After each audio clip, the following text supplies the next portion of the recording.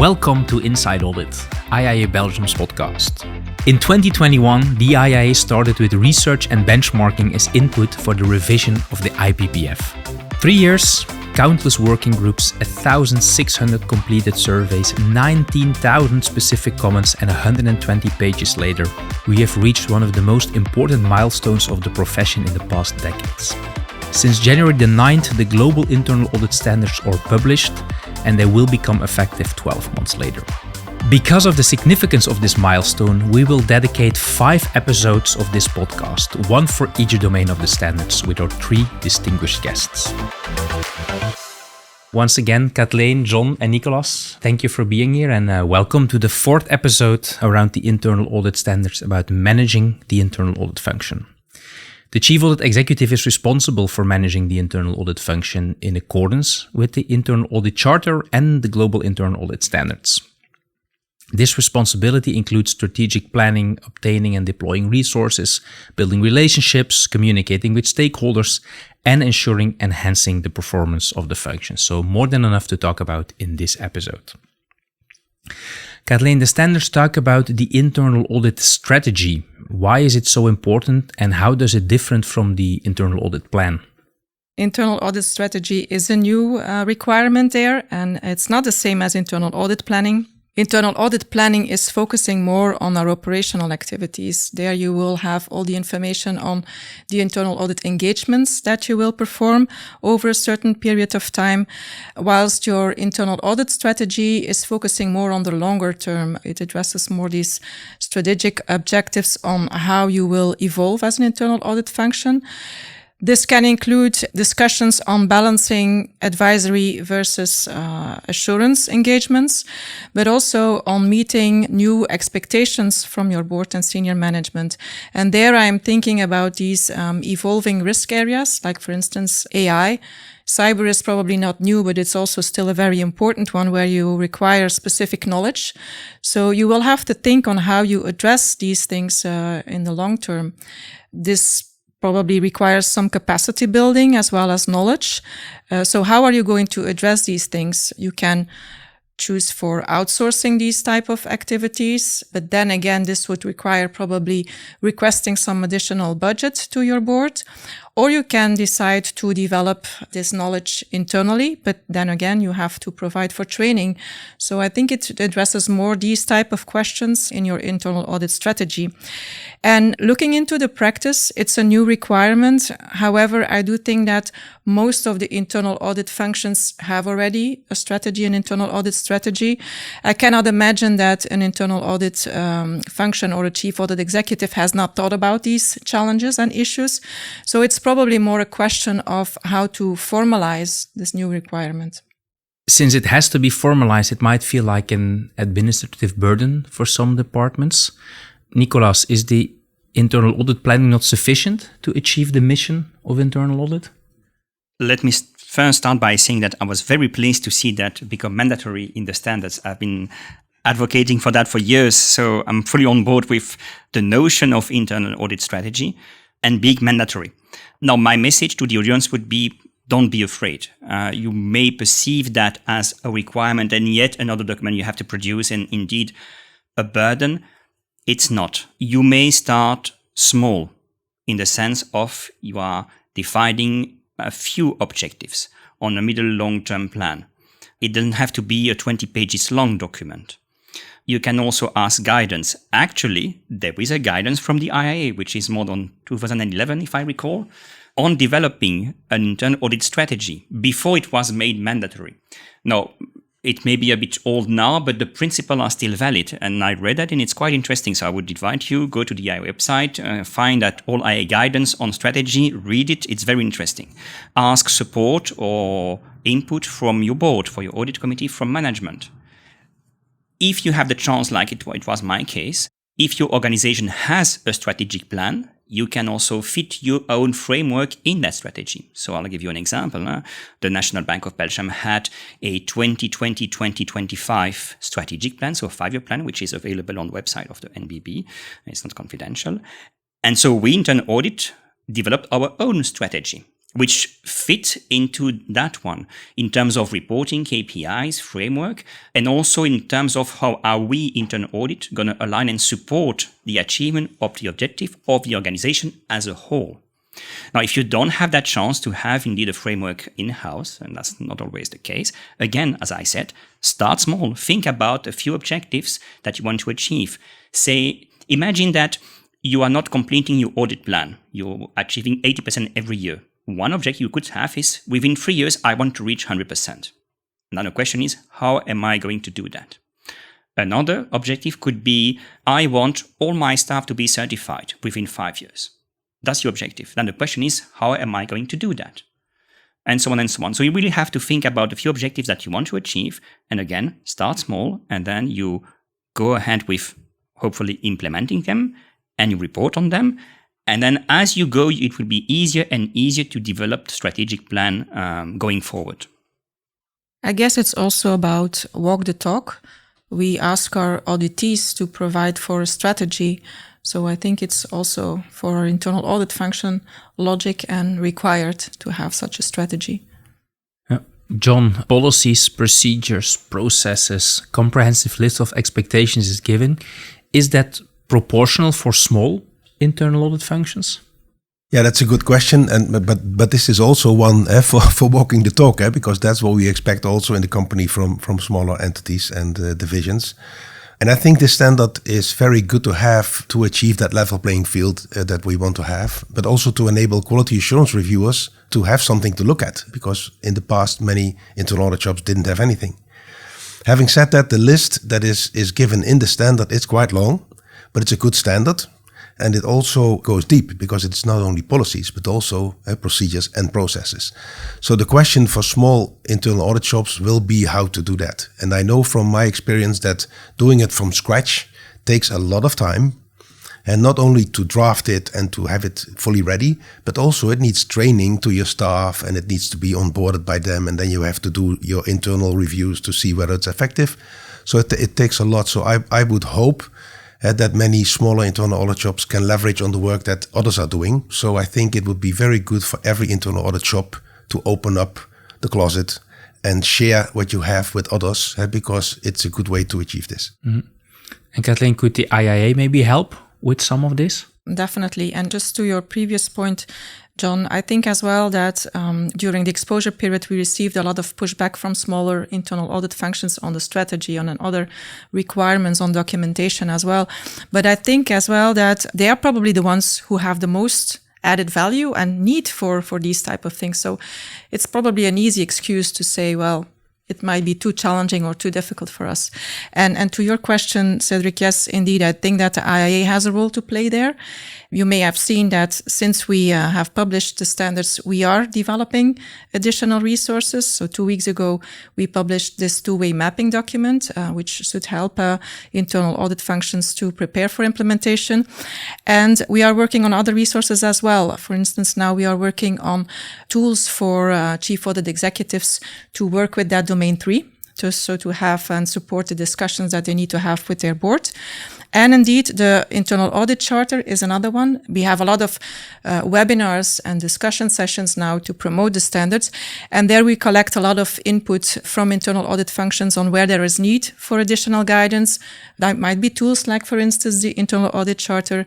So a lot of these things are coming. So please stay tuned and regularly check the IIA global website, as well as I'm sure that IIA Belgium will promote these resources as well. Absolutely, we will. And Nicolas, should training be part of this as well?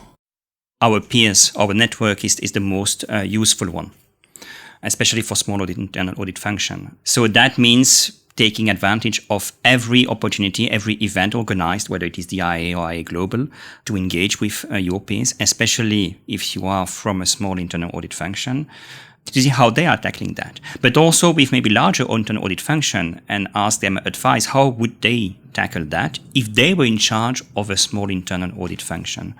So that's what comes to mind probably in terms of training.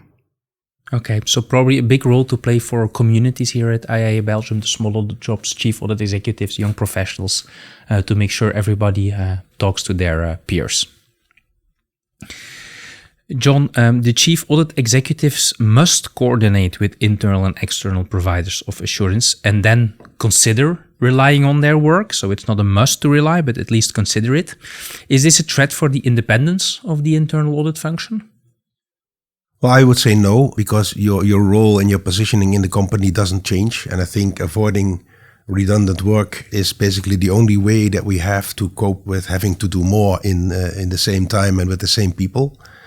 And also in the standards, it's very clear that the chief audit executive remains responsible for the conclusions taken and also for the information being sufficient for that.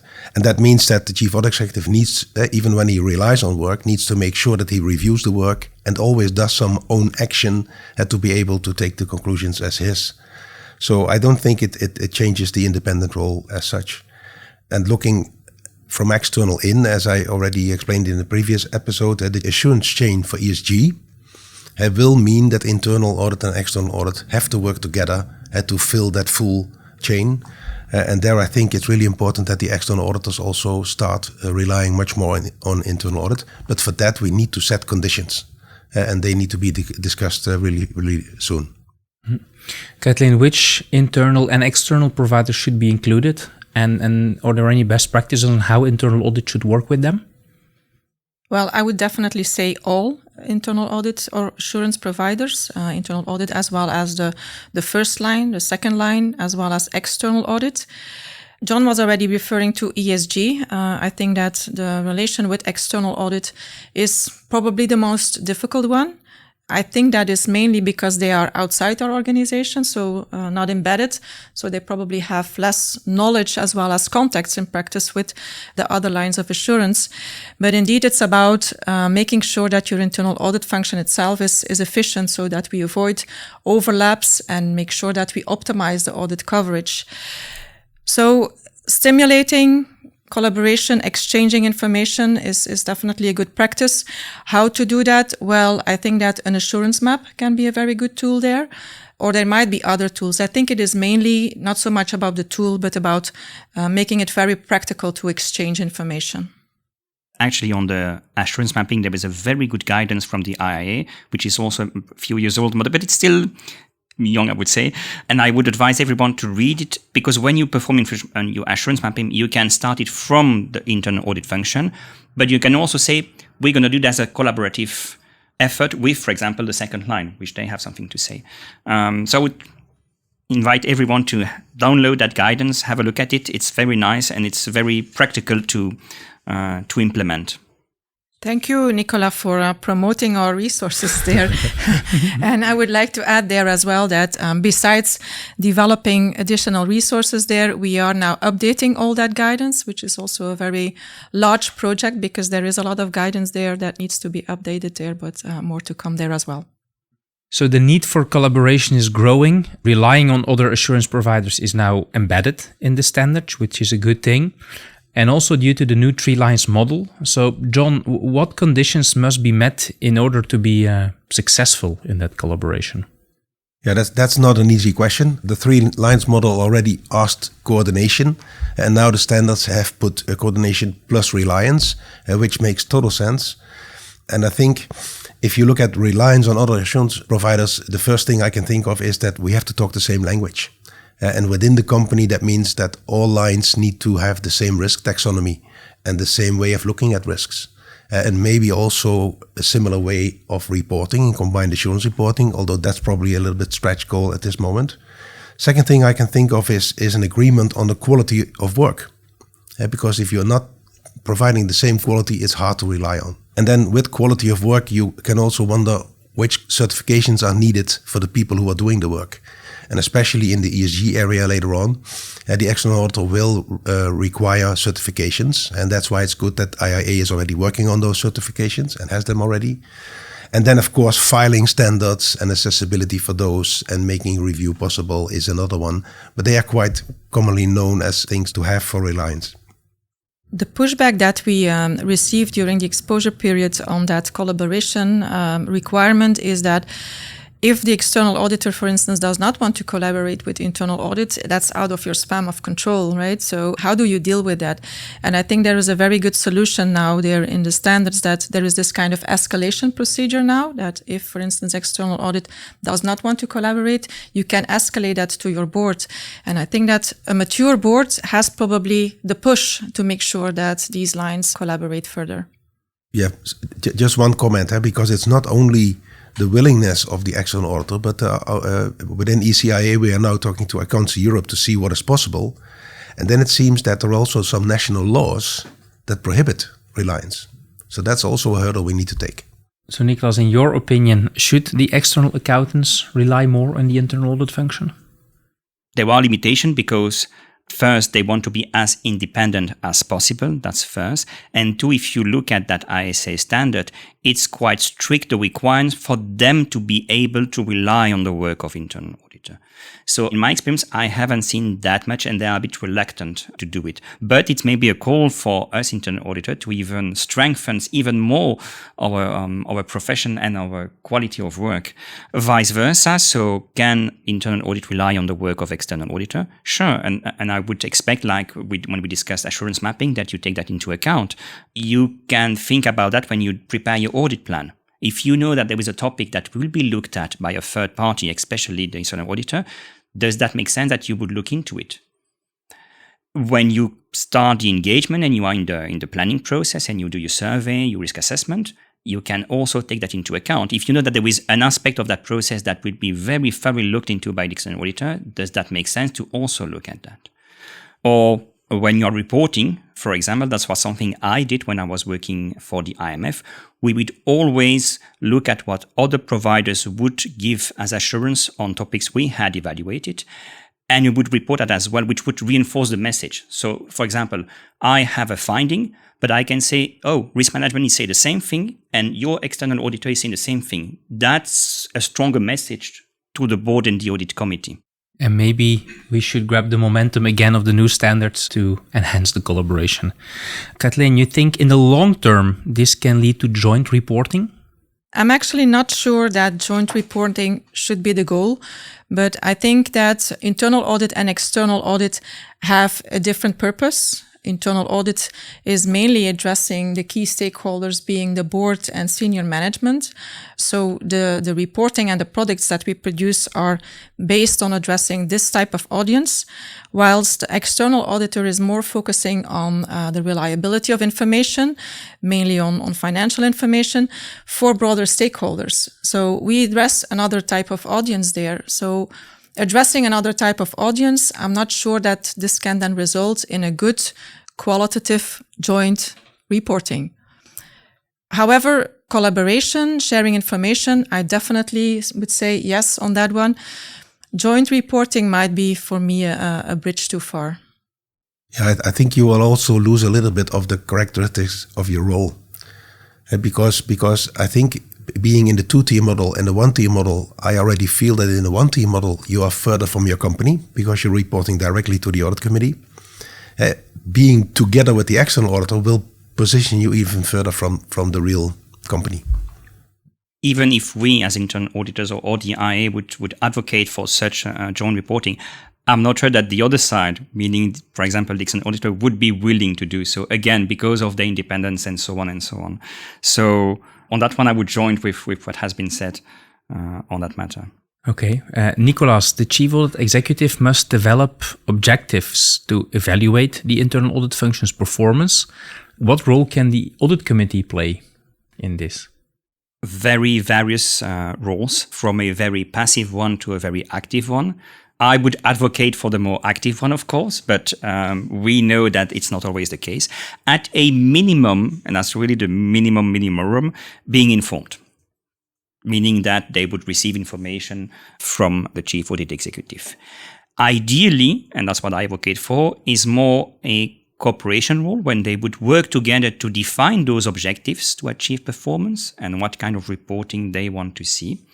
And even more challenging role when the audit committee would not only be the recipient of reporting, they would also challenge the results or even push the internal audit function. And what's something that I really liked in the stands, they used the word champion at some point.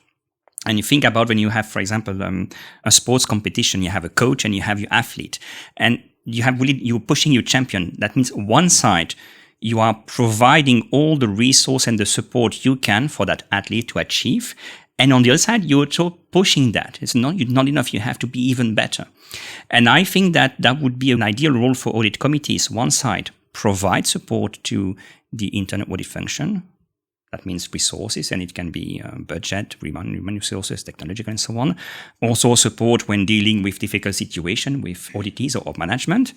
And on the other side, also pushing the internal audit function to always better themselves. Okay. John, has this domain become too directive or restrictive? Should the chief audit executive not be able to decide on many aspects of these requirements by him or herself? Well, in my opinion, it is not too restrictive and directive. I think managing an internal audit function is almost a profession as such, and that's why it's very good to have these standards, also to create a level playing field. Okay. To conclude on this episode, the internal audit strategy, which a lot of departments might already have formal or informal, is getting more and more important, as well as the coordination with internal and external providers. So thanks a lot, Kathleen, John and Nicolas, for your insights. And if you want to know more about this topic, you can go to iaabelgium.org or theiaa.org to stay tuned for the latest news around this topic. Thank you very much.